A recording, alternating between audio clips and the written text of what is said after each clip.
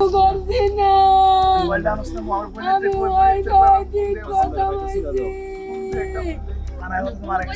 নাই আমারে ফোন দে তুই মাত্র ফোন দে কয় সুস্থ আমরা দেখে গেছি সুস্থ। ক্যামেরা দিলেন দিছি আমার কুমিল্লার মুরাদনগর উপজেলার বাঙ্গোরা বাজার থানায় পুলিশ হেফাজতে শেখ জুয়েল নামের এক বিএনপি কর্মীর মৃত্যুর ঘটনা ঘটেছে।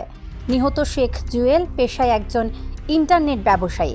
তিনি বাঙ্গোরা গ্রামের শেখ বাড়ির মৃত শেখ গোলাম সারোয়ারের ছেলে।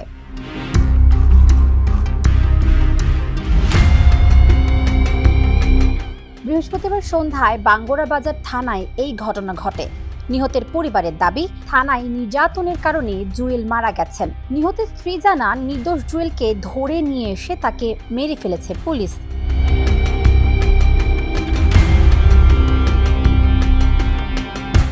বাবাকে হারিয়ে শোকে পাথর জুয়েলের ছেলে শেখ শিহাব। সংবাদ মাধ্যমে কথা বলার সময় কান্নায় ভেঙে পড়েন তিনি।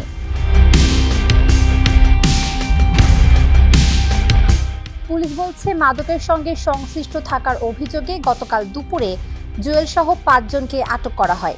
সন্ধ্যার পর জুয়েলের বুকে ব্যথা অনুভব করলে মুরাদনগর উপজেলা স্বাস্থ্য কমপ্লেক্সের চিকিৎসার জন্য পাঠানো হলে চিকিৎসক তাকে মৃত ঘোষণা করেন। কালকে বিকালে 5 জন আপনার মাদক ব্যবসায়ী সহ আপনার আটক থানায় নিয়ে এসে রাখছিল 5 জন 5 দিকে।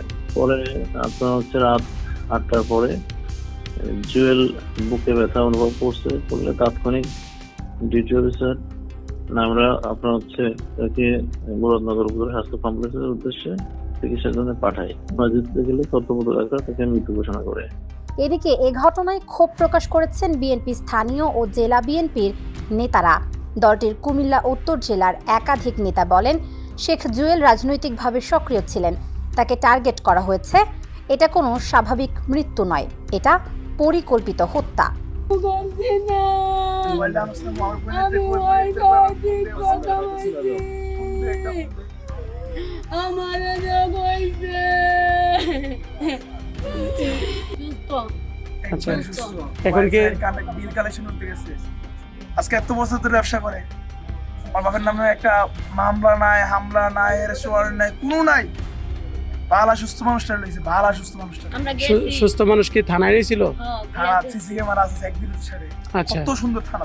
একটা পুলিশ নাই, কই তো একটা পুলিশ নাই। আমার বাপের আমার বুঝাই দিয়ে আমার সাথে বুঝাই দিছে না। এসে যা তারা থানায় মারা গেছে। কোনো নাই আমারে ফোন দে তুই মাত্র ফোন দে কয় সুস্থ আমরা দেখে গেছি সুস্থ।